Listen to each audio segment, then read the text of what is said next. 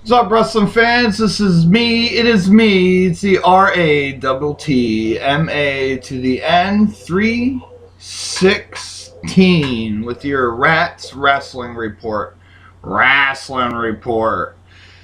Day late, dollar short. You know how it goes. It always happens this way. Impact Wrestling was great this week. We're going to try to post this tonight, but it probably won't be until tomorrow, which is actually Friday. See this eye right here? This is eye says I need to go to sleep. So anyway, Impact Wrestling started out really good. It was another great show. I like the momentum. I like the direction that they're going. I'd like to know about this TV deal, whether they're going to get it, whether they're not going to get it. It's kind of up in the air right now. There's rumors saying that they lost their TV deal with Spike TV. There's rumors saying that no. You know, there's no real way to tell. Inside sources say that they're going to be just fine. I like to believe that because right now they're the best product out there and they are considered the second best. Whatever. Actually, I could sit and watch TNA Impact over a WWE show any day of the week. Maybe it's because I'm boycotting them because I don't like the direction they're going. I find a lot of fans are going more to TNA and kind of steering away from the WWE. And it is what it is. I mean, they had a good show again this week. My man Jax, I want to give a shout out to my man Jax. He was there last week. He was there this week. We know that they tape in New York City. They tape a few weeks in advance, 3 weeks in advance. And actually, at the end of the show, I seen him all throughout the show. He was front row. He was the guy in a blue button-up shirt. Bear with me here. I'm telling you, I need to go to sleep. But anyway, it's late, and I'm going to keep right on rolling. So, Jax, I seen you on there screaming, hollering. Heck yeah, man. You need to keep going. This guy, Jax, made it all the way from Louisiana, the Raging Cajun, all the way to New York. Had a terrible experience on Greyhounds. We won't discuss it. If he was here, I would actually interview him because it was actually... I felt bad for him, the poor guy. It is what it is. He made it. He got on TV. It was awesome. Great to see you, Jax. You'll know who I'm talking about. You know who you are, Jax. Awesome. I just wanted to give that shout out. Bobby Lashley versus Tommy Dreamer kicked off the show. It was a good match, I guess. Not really. Lashley kind of handed Tommy Dreamer's ass to him and shoved it down his throat. It is what it is. Why is it that Tommy Dreamer loses on big shows? You know, we all know that he's the innovator of violence. One of the most violent guys in professional wrestling in his day. Probably today, even. More than, you know, Necro Butcher. You know. Anyway, it was a good one.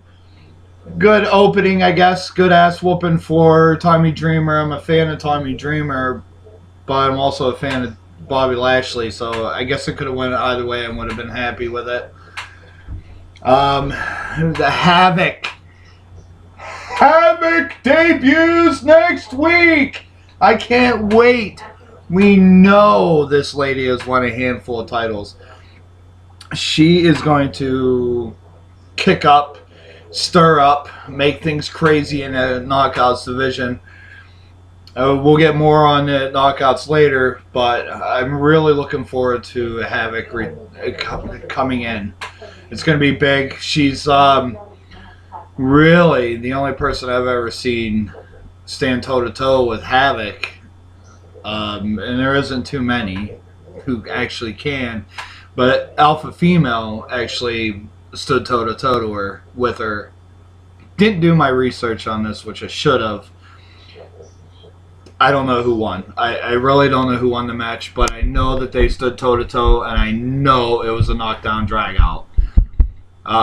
Two big females right there, and they're so equally matched in a lot of different ways. I'll get a lot of flack from this. Comment below if you want, but that's the way it goes.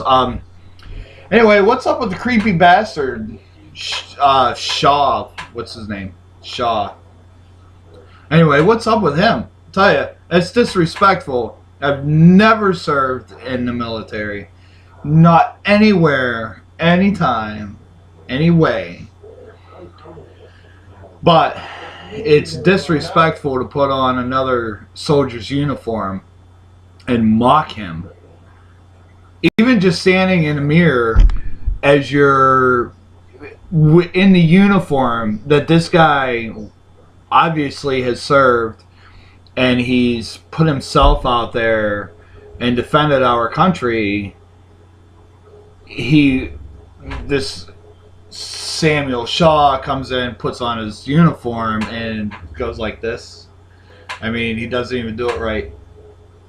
That's how it is, something like that. But I'm drawn to this. I'm kind of curious of how it's going to work out. But I think that was disrespectful of Sam Shaw to be putting on Gunner's uniform.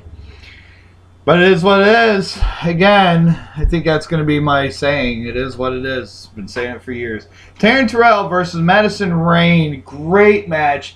Again, the knockouts prove that they are better than those dancing little divas.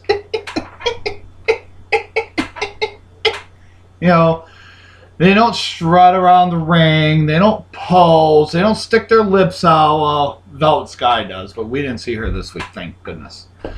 Yeah, I'll catch flack for that. It's more Angelina Love that I don't like. I think she really needs to eat 2 double cheeseburgers or 2 double quarter pounders with cheese and a macaroni salad and some bacon. Throw some bacon on there and some eggs. Put that cholesterol on her. Put that weight on her, because back in the day when she was good, she looked good. She had good body weight. She had muscle mass mixed perfectly in with her body. She had a good build to her, but she lost it since being out. I don't know why. I'm not even really sure why she went out. I need to do my research on it. I'm sorry. But tonight was a good match, and Taryn Terrell won with an awesome cutter. She hit that cutter out of nowhere. Took a page from Diamond Dallas Page, maybe.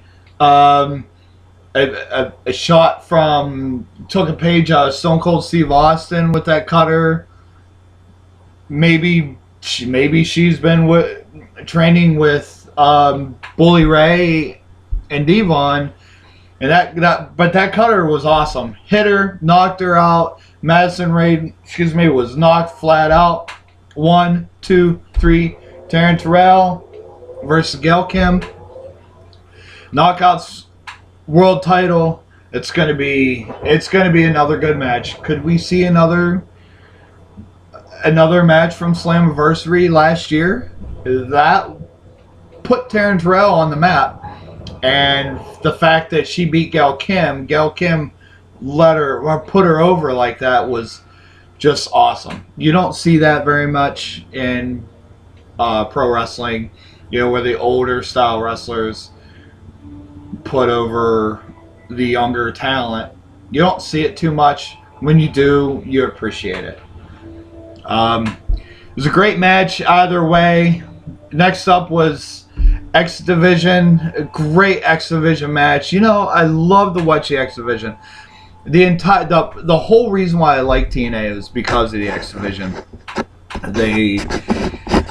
They're fast, they're young, they're light, they they remind me a lot of the Lucha Libre style, the cruiserweight division in the old WCW. That was great. In fact, the X division actually has Lucha Libre rules in their tag team matches.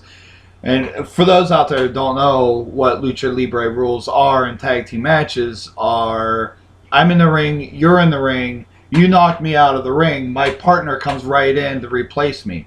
There doesn't need to be a tag. There just needs to be two bodies in the ring together. You get knocked out of the ring, I get knocked out of the ring, two other guys come in. It keeps the action going. Meanwhile, we're outside the ring kicking the crap out of each other. You know what I mean? It's good. It's fast-paced. It was fast-paced. We've seen DJZ, Manic, and Homicide versus Tigre Uno, Low Key, and Crazy Steve. And Crazy Steve actually looked better this week in that match than what he has since being part of TNA. And that's sad because I've seen videos of Crazy Steve before his debut. I checked him out, and he's actually pretty good, a pretty good talent. Who knew? The TNA, wrestling companies, when they get big like TNA, WWE, they hold certain guys back. They let certain guys go forward. The difference is Bobby Lashley was world champion before Brock Lesnar. So let's just throw that out there right now. We'll talk about TNA taken from WWE. Former MMA guy, wrestler turned MMA, turned wrestler, turned MMA, still wrestling, still fighting in MMA. Bobby Lashley, Brock Lesnar, Bobby Lashley wins the title. Oh no, we got to do it too. WWE's got to do it too. And people in the groups that I belong to, Indie to TNA, and talking about pro wrestling, we all agree that they one company takes from the other company. They steal storylines from years back. Case in point, Bobby Roode and Eric Young. That was the same exact thing. That we'll cover that later. We'll cover that later. I'm kind of getting off subject here. And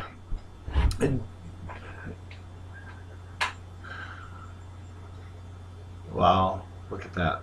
So anyway, Low Key hits Manic with the key turner. I think that's what it's called, the key turner, and picks up the win for his team. I had to read ahead. I have notes right here in front of me. Can't rush perfection, and this is as perfect as you're gonna get. Anyway, Bobby Roode came out. Bobby Roode and EY actually had a meeting with Kurt Angle discussing what happened with the 6 Sides of Steel from last week. And, I had mentioned just a few minutes ago, new stealing from old. And I said this last week too.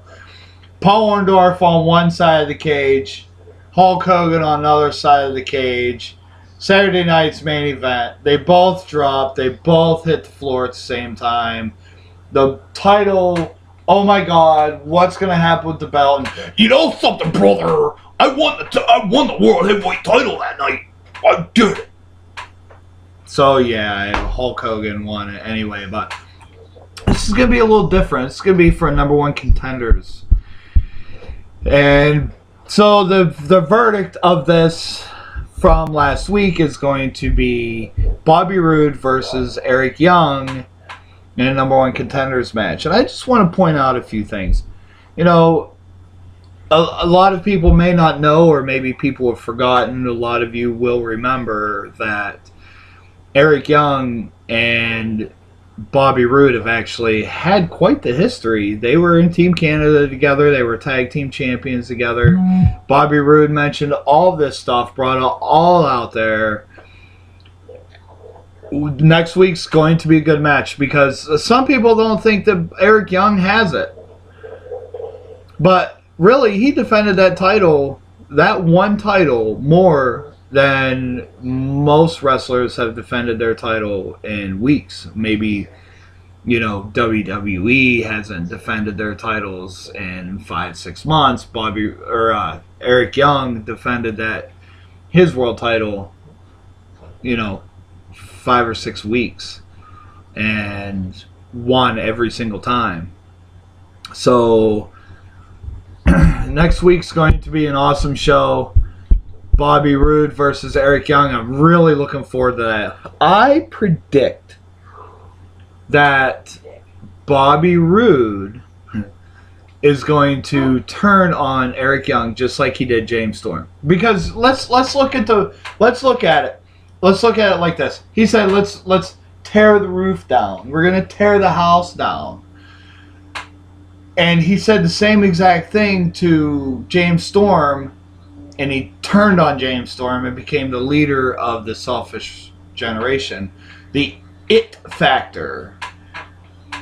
I like Bobby Roode. I like him I like him now as a face rather than a heel, only because he's done the heel role. And then he went face, and then he went heel. And when he was with Beer Money was a heel tag team who actually grew on people, and though they were heels, they were still liked by many fans.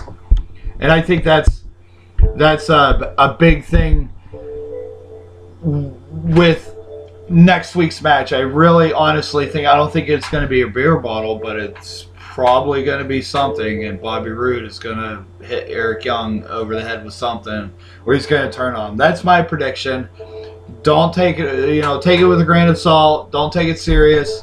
That's just my prediction. Sometimes I'm right. Sometimes I'm wrong. I'm not R2-D2. I'm not C-3PO. But I'm good at it. But I want to say that Eric Young called Bobby Roode the best in the world.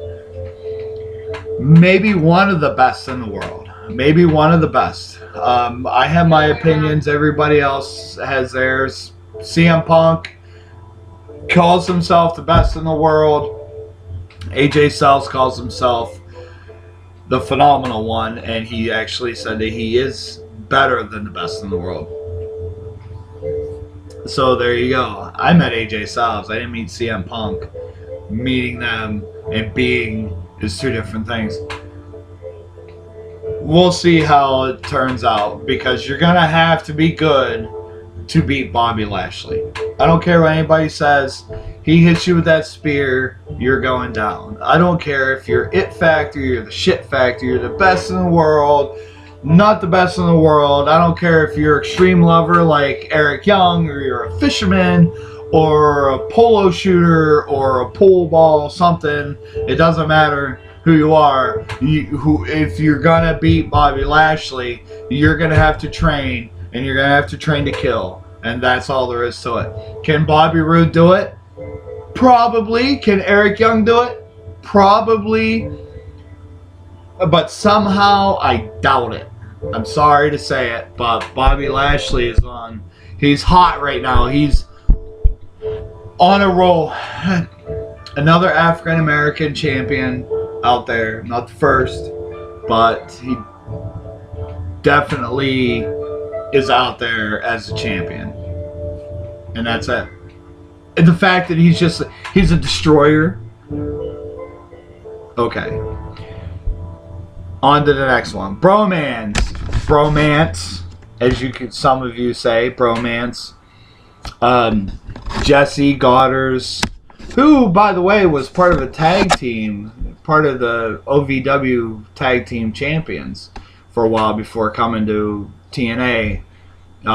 Some people may know that. It's just stupid knowledge that I have. And Robbie E.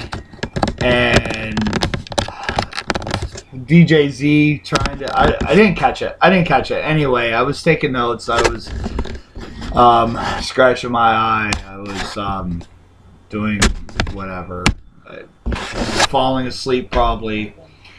But they were doing something about being compatible with a knockout, and they're like, oh, I'm going to take this one home with me, and I'm going to, oh, no, I'm going to take this one home with me. Who is it? Oh, yeah. Who is it? Oh, no, who is it? I don't know. Who cares? Who really cares? We know that Robbie E. is with Brooke Tessmacher. We already know that. Big deal. So we all know who he's taking home because he already takes her home already. If you know what I mean. So then moving right along on that one, the fans in my background aren't liking that too well. So EC3 versus Rhino. Rhino actually looks like he's gained some weight. I'd like to see Rhino at the weight that he was before. I don't remember what it was, 275, 280, 300 pounds, when he was goring people through ECW, when he was plowing people through freaking tables. You know, I'd like to see that Rhino, and it's starting to come out. But I've got to say, in that match, it was a okay back and forth, little boring, could have been better. With EC3 having this new aggressive attitude that he has, I think that the match could have been better. But that's just my opinion. Either way, it was a pretty good match. I'm starting to like EC3 with this new aggressive, I'm pissed off at the world and screw you for looking at me funny, or maybe you just burped and pissed me off, you know. You know, Jesse James, it was a Billy the Kid once shot a guy in the back for snoring too loud. He shot him in the back in his sleep for snoring too loud. This could be something for EC3. Maybe something that EC3 should look into doing, shooting somebody in the back while they sleep.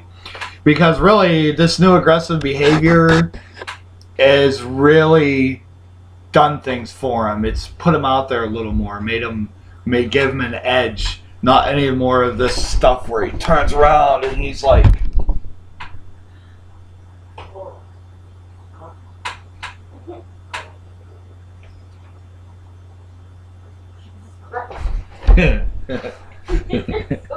that's what he does.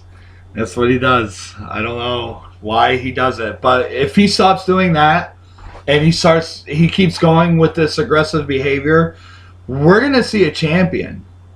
Maybe not world champion, not right now, but he's going to hold a singles title.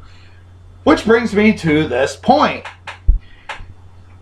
Why not bring back the TV title? Look at all the singles guys you have. You have Abyss, you have Gunner, you have James Storm, you have Eric Young, you have MVP, you have Bobby Roode, you have Austin Aries. Yeah, Austin Aries, but Austin Aries has also been World Heavyweight Champion. There are singles talent all through the company. And just having two titles that are limited to a weight, maybe not World Heavyweight Championship, but like the X Division, you're not going to see Abyss go for the X Division title again. I don't see that happening. Joe's X Division champion, but look at Samoa Joe. Look at Braun. Braun could be television champion. Abyss could still be television champion. EC3 could be television champion. Look at Sonata. This guy, this brings me to the next one. Sonata takes off his hood, dons the Great Muta face paint, which I really dug. I really dug that. Versus Austin Aries. I'm not sure why or what this Redneck Revolution is all about, but it's definitely given Sonata that push that he needed. We all know that Sonata is very talented, big name in Japan. And now he has the darker hair, face paint, and spitting the green mist all over. Did you notice that a lot of his mannerisms throughout that match against Austin Aries was the Great Muta? the biting, the sticking the fingers in his mouth, the fish hook as they call it, the moving his hands really quick and putting them behind his back, kind of. All that is the Great Muta. It's a mock, is what it is. It's a mock. But I'm looking forward to seeing the Great Muta versus the Great Sonata. Because ever since I was young watching the Great Muta come up through United States champion, TV champion, world heavyweight champion. This guy has fought many matches and walked out bloody in a lot of them. Russell won in Japan. He owns his own company now. That's how damn good he is. Against his own protege, Sonata, who is actually out there mocking him. I think it's kind of funny, and I really like this thing with they're doing with Sonata. It's kind of giving him that edge. Once again, another singles talent that really deserves a big push. Maybe not world champion, though he could probably potentially beat Lashley, though I think he'll get his ass stomped hard. But anyway, like I say, it is what it is. Sonata beat Austin Aries with the Green Mist, and hit him with that thrust kick, that vicious thrust kick, put him out, knocked Austin Aries out. Not very many people have been able to do that.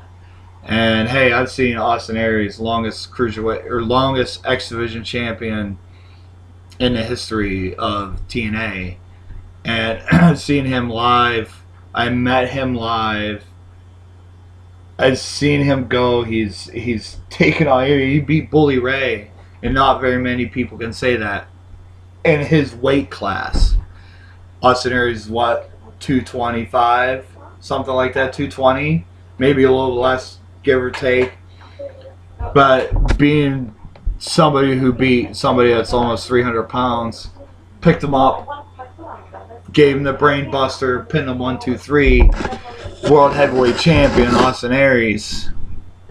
Sonata beat him in Japan a few months ago, and Sonata was hot for 4 months until Austin Aries came back, beat him again. I'm looking forward to seeing Sonata a little bit more, and I like the new attitude he has going for him. Anyway, Chris Melendez, welcome to TNA Impact Wrestling. Can't wait to see your in-ring debut. I've seen videos of him. He's actually pretty good for a man who wrestles with one leg. I'm just going to say that.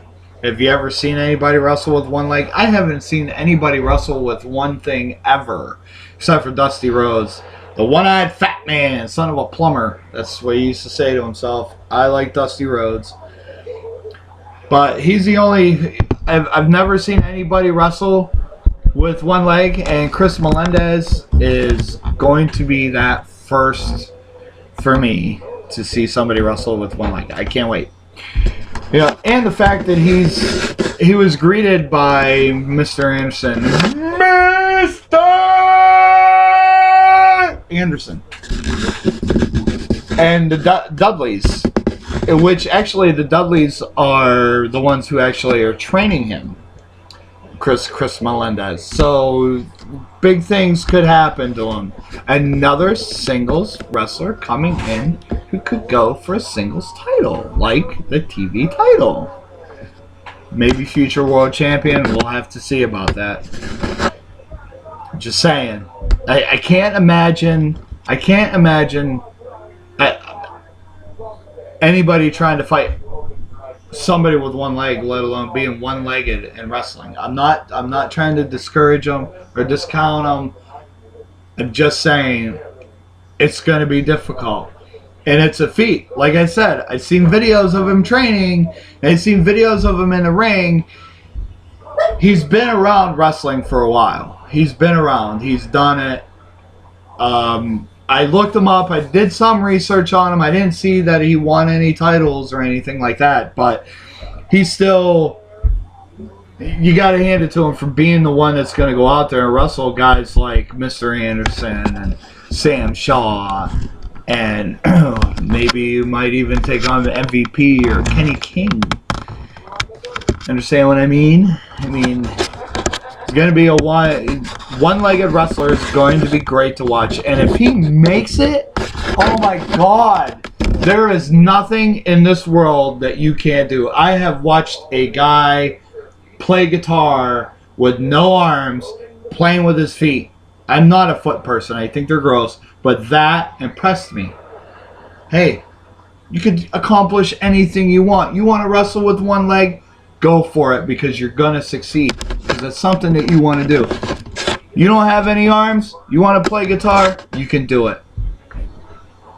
It's just something for the younger generation to look up to, and maybe guys and girls, you know, when you're my age, which is 105, you can look, hey, I've got another 20 years because somebody can do this. That's awesome. I'm not trying to discourage him. I'm not trying to say anything bad about this guy.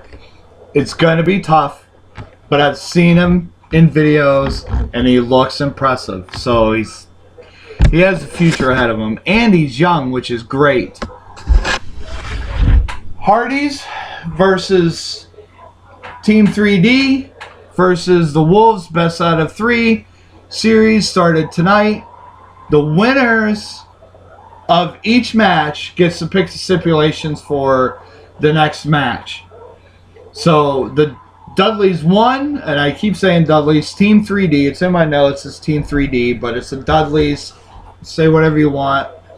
Ban me from everything. I don't care. It's Dudley boys, Bubba Ray and Devon Dudley.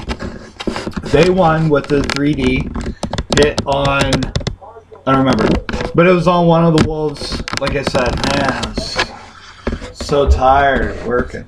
Blah, blah, blah. Excuses, excuses. Anyway, Team 3D won tonight. It was a good match. I liked it. I wasn't expecting anything too spectacular because it was going to be the first one. But it was a good match, all in all. And Team 3D won. Next week, when they wrestle again, I imagine it's going to be a tables match. Maybe the Hardys are going to win that one. And then it's going to be a ladder match. And the Wolves are going to win. And then, which is going to continue on to another match, which I predict the Wolves to win.